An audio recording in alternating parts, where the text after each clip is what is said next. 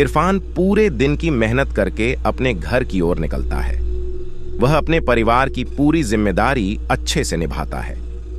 Auto rickshaw पूरे दिन चलाने के बाद वह थक जाता है, लेकिन वह इसके बावजूद बेहद खुश होता है।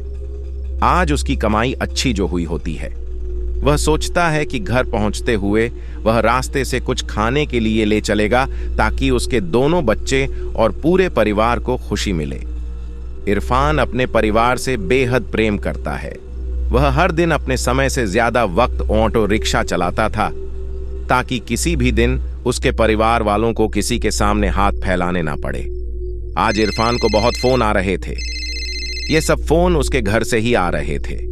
इरफान के बच्चे उसे फोन करके जल्दी आने को कहते, क्योंकि वह अपने पापा के साथ उनका जन्मदिन मनाना चाहते थे। इरफान के बच्चे इरफान को लगातार 2 घंटे से फोन कर रहे थे। इरफान उन्हें हर फोन पर मना कर देता था, क्योंकि वो चाहता था कि थोड़ा सा धन और कमा लें ताकि शांति से वह अपना जन्मदिन मना सके। रात के 11 बज रहे थे। इस वक्त गांव के लोग नींद की अवस्था में होते हैं। इरफान को अब कोई सवारी नहीं मिल रही थी।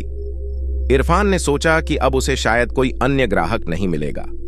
अब उसकी जेब में भी पूरे दिन के तकरीबन 1200-1300 की कमाई हो चुकी थी। अब वह अपने घर की ओर निकल रहा था। उसने अपने होठों के दोनों कोनों को खींचा हुआ था। वह बेहद खुश था।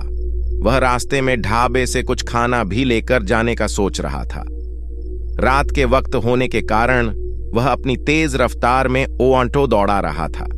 यह रास्ता उसके घर की तरफ शॉर्टकट था। वह ऑटो को हवा से बात करवा रहा था।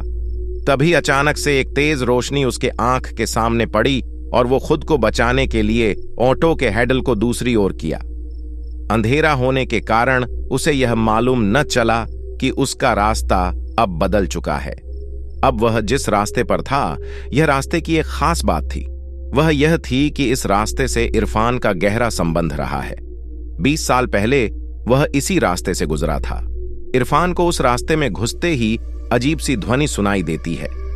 उसे अपना वही सफर फिर से याद आने लग जाता है। वह इसी दिन 20 साल पहले आया था। रास्ता बेहद सुनसान था। वह आगे जल्दी बढ़ रहा था। तभी अचानक से उसके ऑटो रिक्शा के सामने एक लड़की आ गई। लड़की की शक्ल देख इरफान बेहद घबरा गया। इरफान की आंखें बंद हो गईं। उसने आंखों को रगड़ा और फिर से आगे की ओर देखा, परंतु इस बार वहां लड़की नहीं थी। उसी वक्त इरफान के कंधे पर उसी लड़की का हाथ आता है। वह सर्द हवा में भी पसीने से भीग जाता है। वह लड़की उसे बोलती है, भैया आगे की तरफ चलेंगे? इरफान डरते हुए जवाब में न कह देता है। वह कहता है कि मुझे अपने घर की ओर जाना है। वह लड़की फिर कहती है, मैं आपको आपके घर तक पहुंचा दूंगी। इरफान डरते हुए उसे बैठा लेता है। वह अपना फोन निकालकर अपने घर फोन करने को कोशिश करता है, परंतु उसके फोन में नेटवर्क नहीं आ रहा होता है। लड़की उसे कहती है, यहां फोन नहीं चलता।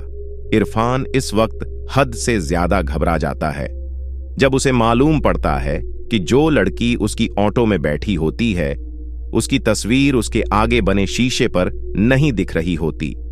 इरफान उस लड़की को देखने के लिए पीछे मुड़कर देखता है तो उसका ऑटो से ध्यान भटक जाता है और उसका ऑटो एक विशाल वृक्ष से टकरा जाता है। उसमें इरफान की मौत हो जाती है।